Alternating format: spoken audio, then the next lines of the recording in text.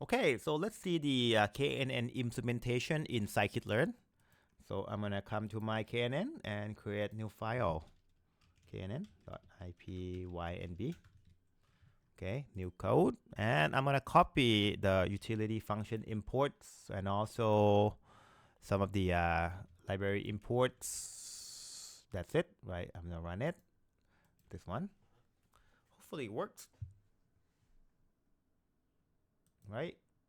Yes. Okay, it's working. Very good. Okay, same deal. We're gonna use the iris data set. So I'm gonna load the iris data right here. And I'm going to extract, just use only 2 columns so that we can visualize them on a 2-dimensional graphs. And then I'm going to split the data 70-30.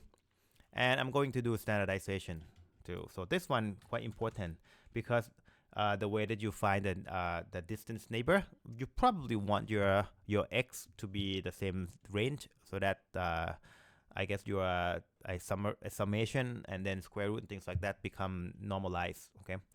Again, I'm gonna use the same scheme. I guess building the experiment with parameters. So again, you can see that n neighbor is the number of neighbor that you are going to search in order to determine the class of the sample in questions. And P, this is the distant matrix, right? So this is Minkowski, P in the Minkowski equation. So if P equal to 2, that's Euclidean distance. If P equal to 1, it's Manhattan.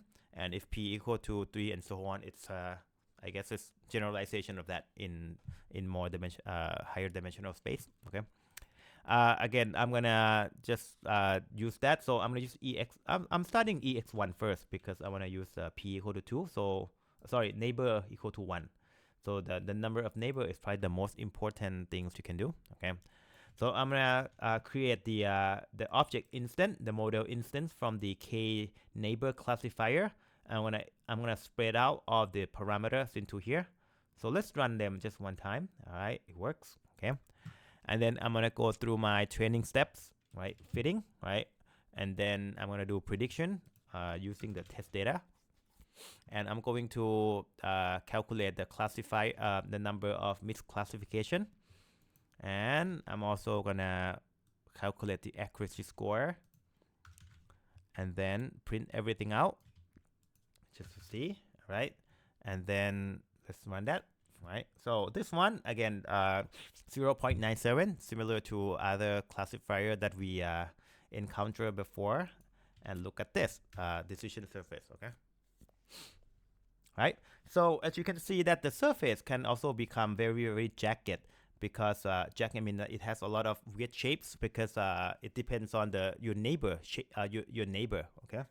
So one thing I want you to notice is that once you start to increase your neighbor, like what happened to the shape of your decision line, right? So I'm gonna increase them to maybe 5. So do ex3, right? As you can see that it changes the shape of your decision surface, right? The more neighbor. I guess in my experience, it might not show here that well, but in my experience is that if your neighbor is smaller, then you have a more jagged line. But if your neighbor is larger, I guess if your k is larger, then you get a relatively smooth line, and that means I guess that's the way. So usually I go for something like 5 would be something that I want if I have large enough samples.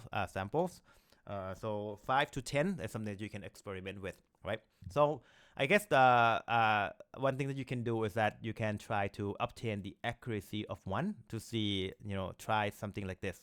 And the algorithm auto, let me just check something real quick to see what does auto mean in terms of the name of the search algorithm, right? So KNN, scikit-learn, I can just do that.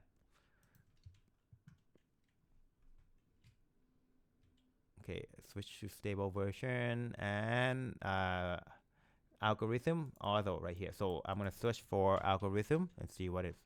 So auto mean that it's to decide most appropriate algorithm based on the value passed to fit method. So again, so this one, it's actually choosing between different types. So I guess auto would be something that you want, unless you have some specific requirement for your search algorithms. Okay.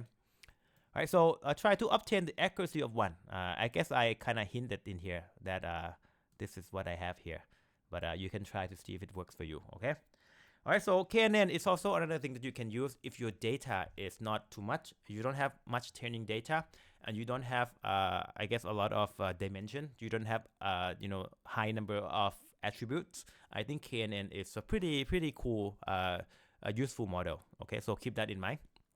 All right, thanks.